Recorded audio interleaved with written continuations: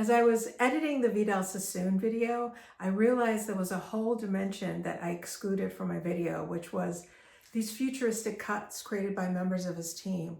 And Vidal insisted that they each be credited by their name. Before Vidal became the famous Vidal Sassoon that we know, he spent time working at different salons, and he would learn as much as he could and then move on to the next.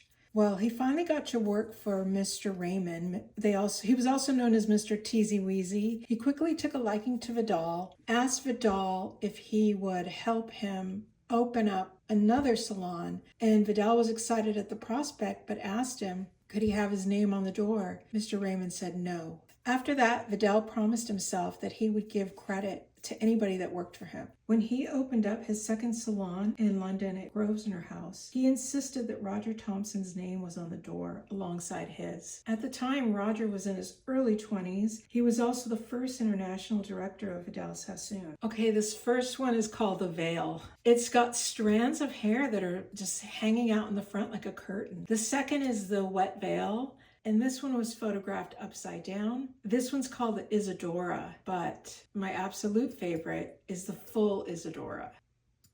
Then we have the Mouche, and then the Erte.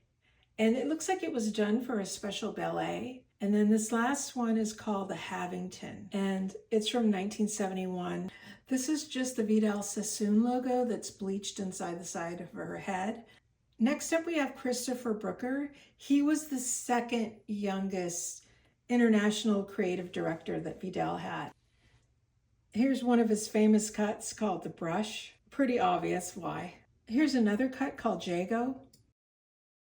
And these ones are fantastic. They're part of cuts called Space Cadet, and they were for a Japanese designer called Yuki in 1980. So when you were part of Vidal, you either did cut or you did color and perm. And Anne Humphreys was somebody who was famous for doing the perms and the color.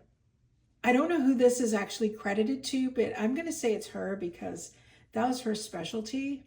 Here's another one. This is Daryl Benson, the V3 Concave.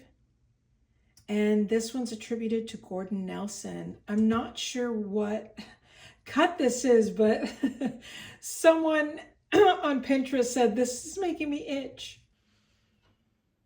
If you like content like this, come back in 2 weeks and I'll have another story.